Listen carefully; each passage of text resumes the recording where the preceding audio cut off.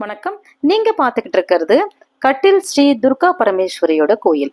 இது மேங்களூர்ல இருந்து 29 கிலோமீட்டரும், உடுப்பில இருந்து 45 கிலோமீட்டரும் நம்ம போனோம் அப்படின்னா இந்த கோயிலை நம்மளால பார்க்க முடியும். இந்த கோயில்ல என்ன சிறப்பு அப்படின்னு பார்த்தீங்கன்னா, துர்கா தேவி என்ன பண்றாங்கன்னா சும்பனையும் நிசும்பனையும் கொண்டுடுறாங்க.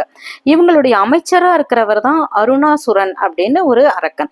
இந்த அரக்கன் என்ன பண்றான்னா போர்க்களத்துல இருந்து தப்பிச்சு போயிட்டு அந்த அசுரர்களுக்கெல்லாம் தலைவனா மாறிடுறான். அவன் மாறினோடனே என்ன பண்றான், அந்த பூமியில இருக்கிற மனிதர்களை எல்லாம் யாகம் செய்ய விடாம, அவங்களுடைய கடவுளை வணங்க விடாம அவங்களுக்கு ரொம்ப தொந்தரவுகளும் கஷ்டமும் கொடுக்குறான்.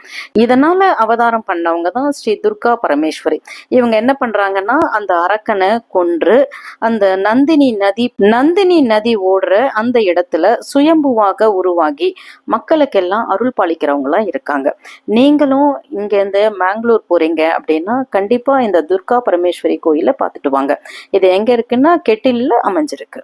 ஆயிர நந்தினி நதி என்ன அப்படின்னு பாத்தீங்கன்னா, காமதேனு இருக்கு இல்லையா, அந்த காமதேனுவனுடைய மகள் தான் நந்தினி.